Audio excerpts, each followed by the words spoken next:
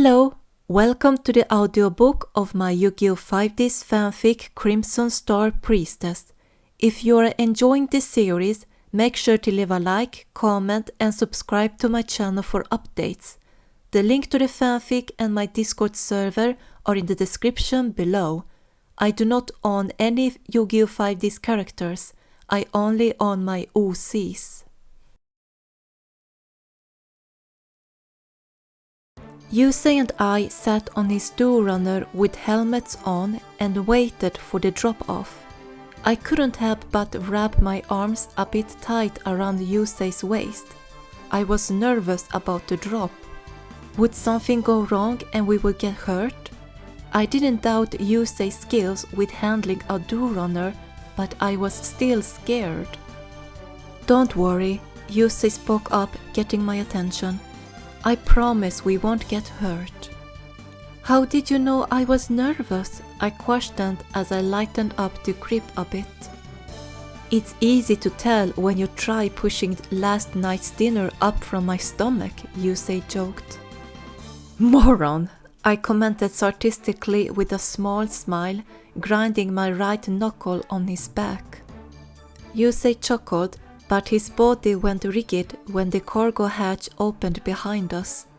He did a final check of his door runner before he rolled the motorcycle backwards. I pulled up my feet and closed my eyes, preparing myself for the drop-off. Next thing I knew, I felt my hair flying upward as we fell through the sky. My body jumped a bit when the door runner hit the ground, but I never let go of Yusei's waist.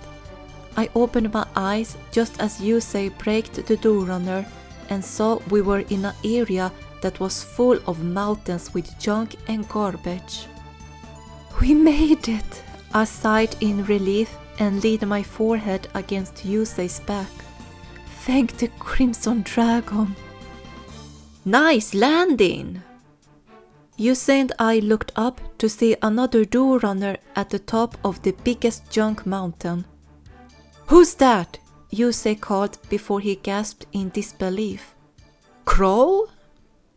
You've got some explaining to do, pal, Crow called as he got off his door runner and jumped down to us. So start talking! I removed my arms around Yusei so he could get off his door runner while he removed his helmet. He pushed the helmet into my hands as I remained on the runner to see what those two were going to do. The two young men raised their fists, looking ready to fight, but all they did was clapping their hands and bumped fists. Good to see you, Crow. What you been up to? Yusei asked. Ah, come on, you know me. Still fighting a good fight, robbing the rich to feed the poor and all that. They patted each other's shoulders and laughed heartedly. It was a nice sight to see, but I didn't want to be left out, so I got off the door runner and put Yusei's helmet down on the seat before taking mine off. So I see Sector Security got to ya, Crow commented, referring to the marker on Yusei's cheek. Well, yeah. Yusei glanced up at Crow's door runner. I see you finally have your own runner. Crow turned to his motorcycle with a proud smile. Yeah, I finished repairing her last year. She's a beauty, right? Finished repairing her? That sounded like he got the Blackbird door runner from Pearson not so long time ago. Crow turned back and noticed me as I walked up to the boys. Who's this? Your girlfriend, you say? I would normally blush by the comment, but after hearing that so many times by now, it just made me groan inwardly. Yusei turned to me with a small smile. Crow, this is Estelle Malmström. Estelle, this is Crow Hogan, one of my childhood friends. Nice to meet you, Crow, I greeted as I held my hand out for a handshake. Nice meeting ya too, Crow grinned as he shook my hand. I saw the rewind of the Fortune Cup. You almost beat Yusei, but he's always too stubborn to lose.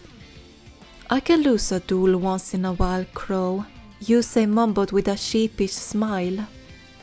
But anyway, are you two an item or something? Crow questioned.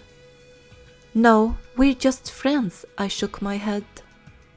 Well, that's a bummer, Crow frowned before shrugging. Yusei's never been interested in the opposite gender for as long as I've known him. You don't have to tell her that, Crow, Yusei groaned. Crow chuckled before giving us a thumbs up. Hey, what you say we hit the streets? Yusei and I returned to the red door runner while Crow climbed up the mountain of junk to get to his runner. We put on our helmets and the boys drove off to the streets of Satellite. It was just morning and early noon, but the streets were empty. It was usually full at this time of hour from what I could remember when I lived in Yusei's hideout. We reached to the middle of a street and got off the door runners to sit on a half-destroyed bridge to have a conversation instead of talking while driving. Yusei and I explained to Crow why the two of us participated in the Fortune Cup in the first place. So Goodwin captured your friends and forced you to duel in that tournament? Crow questioned in slight disbelief. Now I need to make sure they're safe, Yusei nodded. Well then, let's head over to your old hideout, Crow suggested. I looked around at the empty square of the street. Hey Crow, how come the streets are so empty? These creepy cats have been coming around lately, Crow explained. Like down there, look.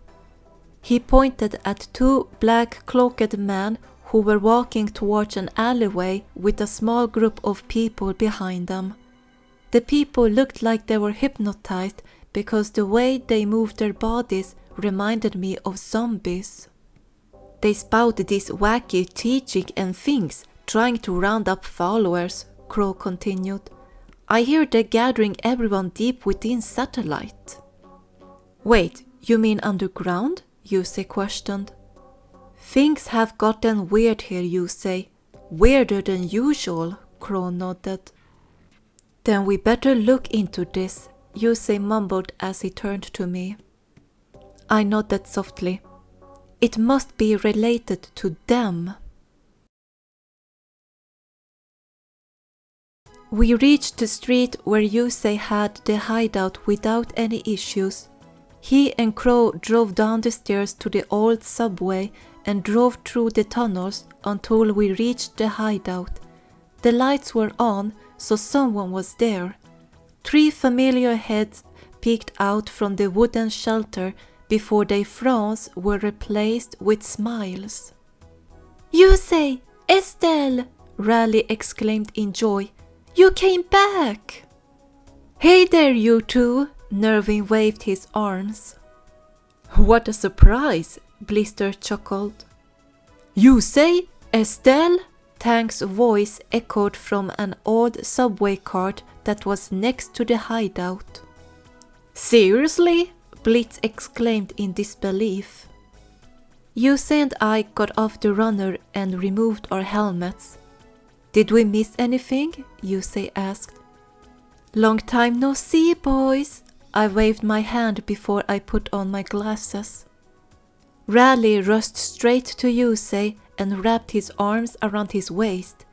Hey, the craziest thing happened to us last week, Yusei. You won't believe it. Well, now that we're back at Satellite, we're going to set things straight, Yusei chuckled as he patted Raleigh's head. Raleigh removed his arms from Yusei before he gave me a hug as well. I missed you both so much. I smiled gently as I patted his head. Have you been looking after the others, Raleigh? You bet I did, Raleigh grinned with a big toothy smile. Blister, thanks for helping me out with my friends, Yusei nodded to the man. No worries, Yusei, Blister smiled. I let go of Raleigh and turned around to see Crow getting off his door runner before taking off his helmet surprising the others. "Is this an exclusive club or can anyone join?" he asked. "Hey, Crow!" Tank and Blitz exclaimed simultaneously when they saw the newcomer. "I didn't recognize you with the helmet and bike," Nervin commented. "Yeah, Yusei's not the only turbocharged duelist in Satellite anymore," Crow grinned proudly as he turned to Yusei. "Right?" The peace got broken by the noise of sirens and a voice calling through a megaphone from topside. "This is security. ID number 8WIX74098. Give yourself up." Heh, and he's not the only one with a knack of ticking off sector security either, Crow commented as he scratched the marker on his left cheek. I looked up at the crack in the ceiling before I saw a round item falling into the tunnel. "Look out!" The others didn't react in time, but the bomb exploded and released a cloud of smoke. I grabbed my jacket and kept it over my nose and mouth to not breathe it in. "They're trying to smoke us out!" Nervin shouted before coughing by the smoke. "We need to split up," Crow suggested. "Let's meet at the Daedalus Bridge in 2 hours. That's where my hideout is." "Okay," all of us nodded. "Come on, Crow. Don't make this difficult. You can't escape this time." The 2 turbo duelists hurried to the do-runners and put on the helmets before driving out of the tunnel. "Let's go," Blister told the boys. "You guys know where this Daedalus Bridge is?" "Yep, we do," Raleigh nodded as he grabbed my hand. "Then let's move out, boys," I called. We ran across the streets but made sure to hide if we ever spotted security patrolling nearby. We made it to a huge crack that separated Satellite from the bad area where Crow was living. The only way to get to bad was by walking across a highly insecure rope and wooden bridge. We came up with the idea to let one person walk first, and once there was some distance, the next person would walk on it and repeat. When it was my turn, I made sure to hold onto the railing while keeping my head up to stare forward. I had to repeat in my head not to look down, but that made me just more nervous. "Oh, Tank, stop shaking the bridge!" Nervin called, frightened and nervous from the front as he stopped walking and looked over his shoulder. "Everyone's gonna fall!" "Will ya stop saying that, Nervin?" Tank retorted irritably. "Just keep walking, okay?" Blitz shouted. "Easy for you to say," Nervin spat irritably as he continued to walk. "This bridge breaks, I'm the first one down." "We've gotta get across. It's the only place in Satellite will be safe," Tank told Nervin. "Even sector security won't come out here," Blitz added. I walked behind Blitz as Raleigh stayed close to me but kept the proper distance. "Why is that?" "The bad area is where the most vicious criminals hide and stash the stolen goods," Blitz replied. "If it's that bad, no pun intended, then why is Crow staying here?" I questioned. "I mean, he's got the do-runner that could be the jackpot for many criminals." "Beats me," Blitz shrugged. "Just great," Blister commented sarcastically. "We going somewhere worse than that rat-infested bunker you call a hangout?" "Look, the bridge!" Raleigh shouted suddenly. "It's beautiful!" I looked over my shoulder to see the young boy pointing at something in the distance. I turned back and spotted the construction of the old Daedalus Bridge that became a huge symbol for Satellite. "They say one day it'll connect Satellite with New Domino City," Tank told me and Blister. "After that, everything will be better." A wind blew by, which reminded us that we were still on an unstable bridge. "Let's save the chit-chat for later and hurry off the bridge," Blitz suggested. "I'm all for it," Nervin shouted. Once we were off the bridge, it took around half an hour to reach Crow's hideout. We encountered a few criminals, but they left us alone. One of them even warned us the creepy guys in black cloaks had been seen nearby.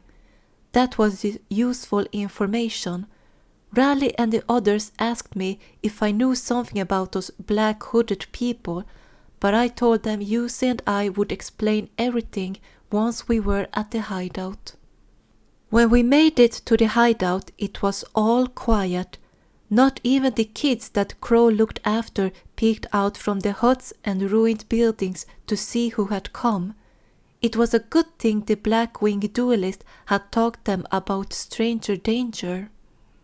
"We were supposed to meet Yusei here," Raleigh mumbled as he stayed close to me. "Do you think something happened to him?" "I'm sure he's fine," Blister assured the boy. "Let's just wait." "I hate waiting." Blitz clicked his tongue. "What if he's caught?" Tank exclaimed in shock by the thoughts. "And what if we never see him again?" "Quiet!" Blitz snarled at the big guy. "What are you trying? Jinx us or something?" I felt my mark throbbing in a gentle way, giving me the signs that Yusei was nearby. "Don't worry, he's coming." Just after I said that, we heard 2 Doorunner engines roaring as they came closer. I turned to the noise and saw Crow and Yusei appear by a corner. "Hey, look!" Raleigh called. "They're here!" "And not a single scratch on them," I smiled in relief. Raleigh waved his arms at the arrivals. "Hey, Yusei!"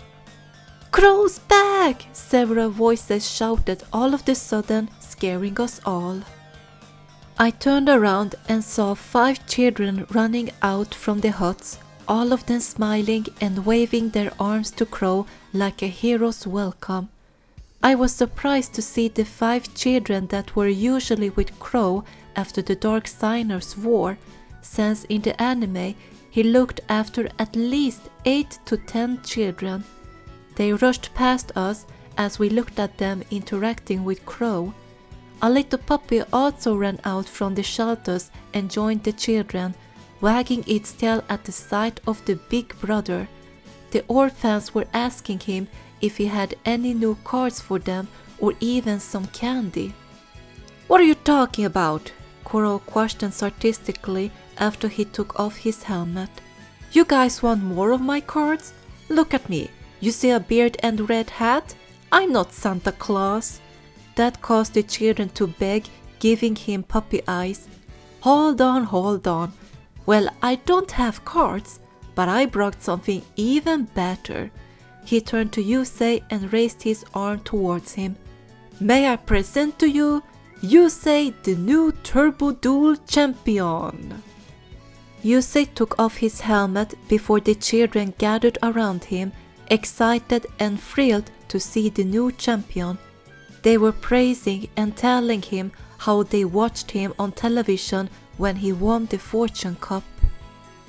"I want an autograph. I saw you duel. I watched it 10 times. Oh man, this is so cool." "Hey, try and be careful with the poor guy," Crow chuckled, enjoying the sight of the happy children. "He's not some kind of stuffed animal, you know." "Where'd those kids come from?" Raleigh questioned, but his voice told me he was a bit jealous that the children had Yusei's attention. "Look at them. It's like they never seen a duelist before. I mean, it's just Yusei." He clicked his tongue. "Come on." "Jealous?" I asked Raleigh while patting his head. "No." Raleigh pouted and looked away, making me giggle. "But maybe if I got his autograph then..." Tang spoke before chuckling mischievously and rubbed his hands together. "I'll sell it online and get rich." Raleigh didn't like that idea and kicked Tank on his buttocks, making him yap out in pain. He jumped around a bit while rubbing his sore backside. Blister, Nervin, and Blitz laughed at the comical scene. "Atta boy," I praised Raleigh with a grin while placing my fist against my right hip. "That will teach him to think twice next time." Raleigh grinned proudly as he clapped the invisible dust off his hands. "That's what I'm good at." "He's strong for a kid," Tank commented while still rubbing his buttocks. I turned my attention around when I felt someone tugging my jacket. I glanced down and saw it was the little girl with brown hair tied in a low ponytail and brown eyes. I think her name was Kokoro. "Are you Estelle who dueled in the fortune cup?" Kokoro asked shyly. I squatted down to her eye level. "Yes, that's me." Kokoro's eyes shone in joy. "Do you really have Blue Eyes White Dragon? The same dragon you used in the tournament?" I smiled softly and patted Kokoro's head. "Yes, I have it." Kokoro grinned wildly before looking over her shoulder. "Hey guys, Estelle really has Blue Eyes White Dragon!" That caused the children around Yusei to freeze for a second. They turned their attention at me before they rushed over while begging me to show them my Blue Eyes White Dragon. I could see on Yusei's face that he was a bit relieved not to have the children around him, but he was still smiling at them as they gathered around me. "Wow, it's Estelle! Do you really have Kaiba Seto's Blue Eyes White Dragon? I wanna see it! Are you a Kaiba?" I giggled at their enthusiasm before waving my hands to calm them down. "Okay, children, I'll show you Blue Eyes White Dragon." "Wait, did I miss something?" Crow blinked confusedly. "Estelle has the mythical Blue Eyes White Dragon?" "Yep," I nodded as I got off the door runner. "Didn't you watch the Fortune Cup?" "I only watched the rewind of the final part when you and Estelle dueled each other, and then the turbo duel with you and Jack," Crow confessed. "So I didn't watch the whole thing yet." "Come forth, Blue Eyes White Dragon!" Estelle called. I looked up to see the summoning gate appear in the sky before Blue Eyes White Dragon came out and landed on the ground behind Estelle, kicking up some dust. The children eyed the dragon in awe. Even Crow got stunned by the sight. "It's really Blue Eyes White Dragon!" one of the boys exclaimed in joy. "Amazing! I've always wanted to see Kaiba's dragon!" one of the two girls in the group confessed. Estelle giggled at the children before she turned around to face Blue Eyes White Dragon. The monster lowered its head to her before she rested her head against its muzzle while wrapping her arms around him with a gentle smile. I blinked my eyes when I realized something. Estelle's body didn't go through the hologram.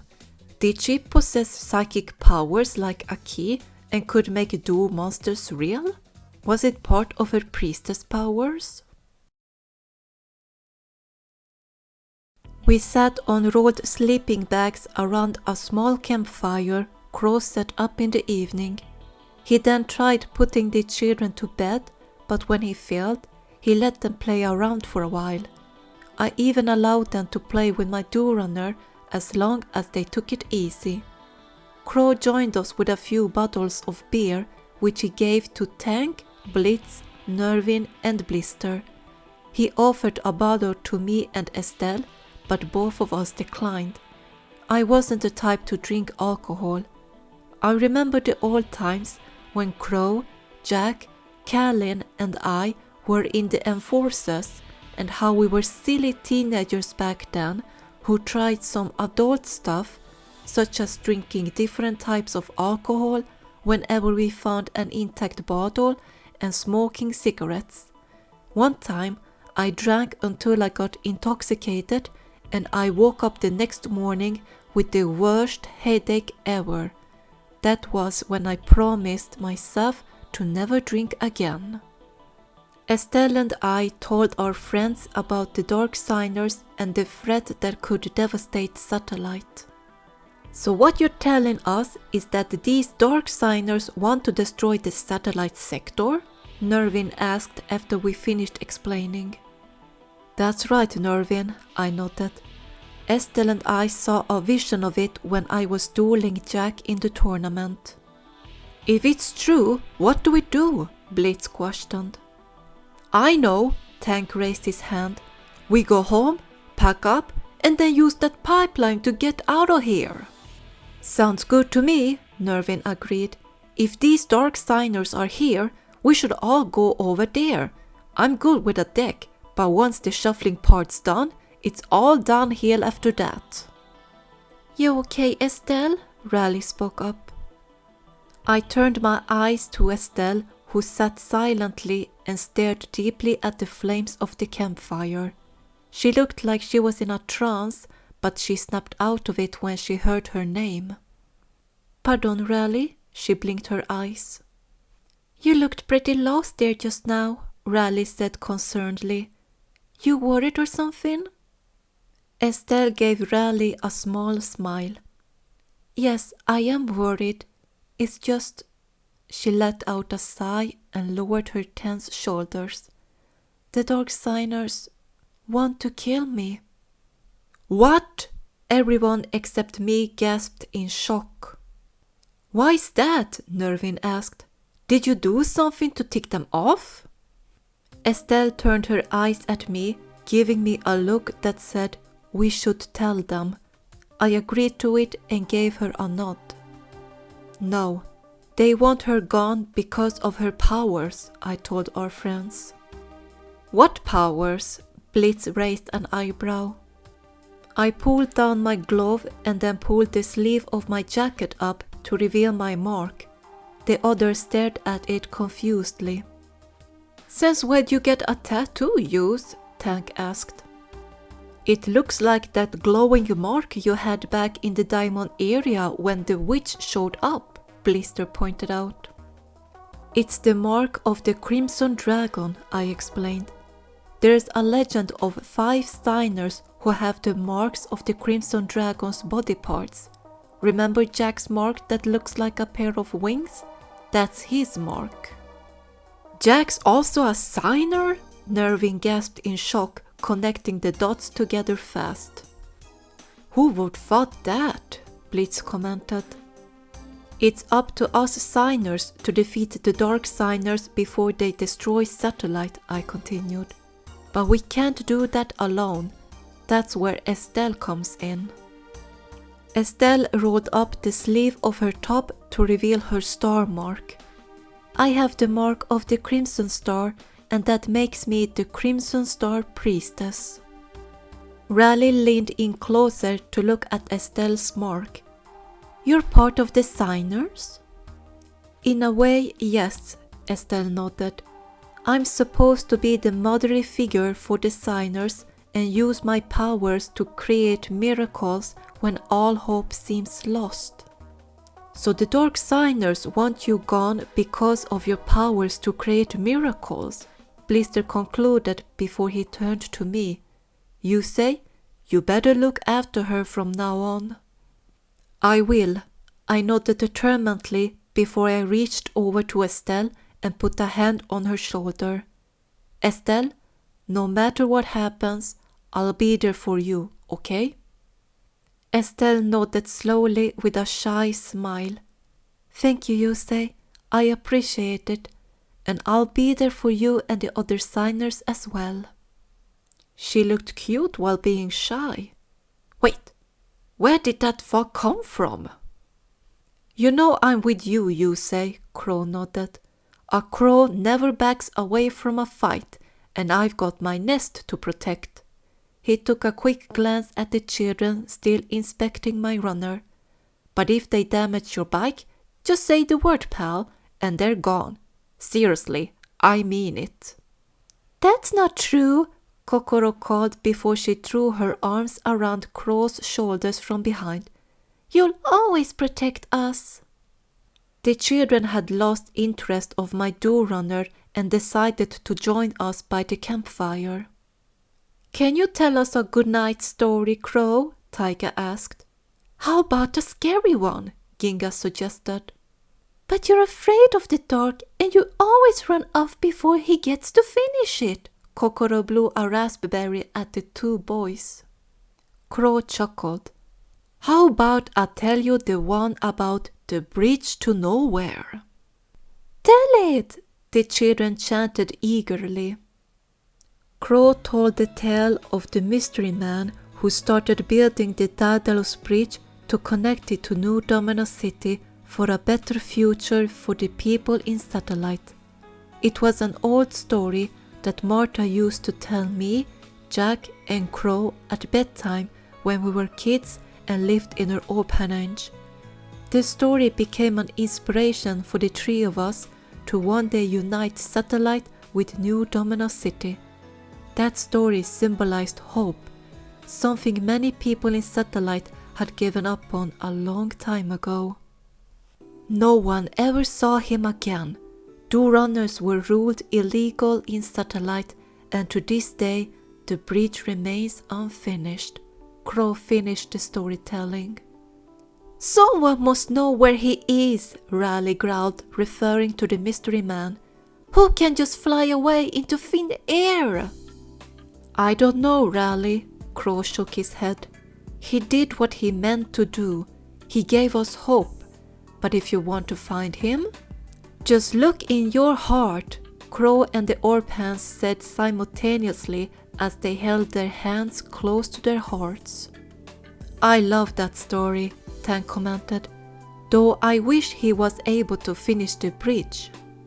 "Someday, and until then, we got campfires and ghost stories," Blitz chuckled.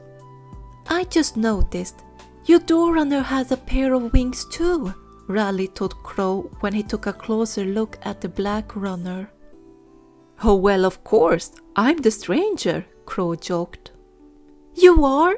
the children exclaimed in surprise. "Just kidding," Crow grinned before showing them with his hands. "Okay, time for bed. The adults need to talk."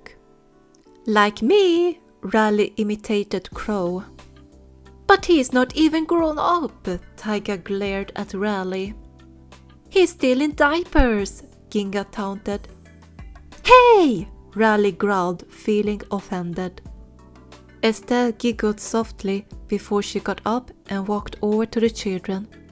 "Come on, little ones. I'll sing a lullaby for you if you are good kids." "Yay! A lullaby!" Kokoro cheered happily before she grabbed Estelle's hand. Estelle followed Kokoro to one of the several huts where the other kids waited for them. I watched them walk into the hut as the light inside dimmed a bit. "Is it just me, or did Estelle change in a way while you two were in New Domino City, you say?" Nervin commented as he adjusted his glasses. "What do you mean, Nervin?" I asked.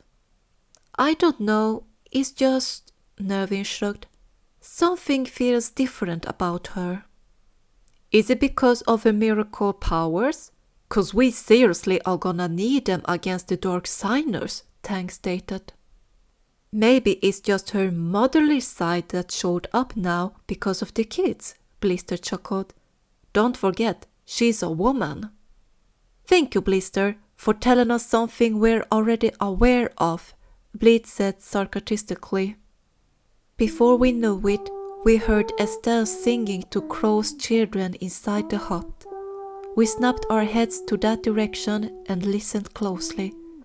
I held back a smile when I realized it was a nursery rhyme, sounding similar to a few Martha used to sing when I was a child. I noticed the others had closed their eyes to enjoy the song, so I did the same. It wasn't every day we got to hear someone singing. And Estelle was good at it.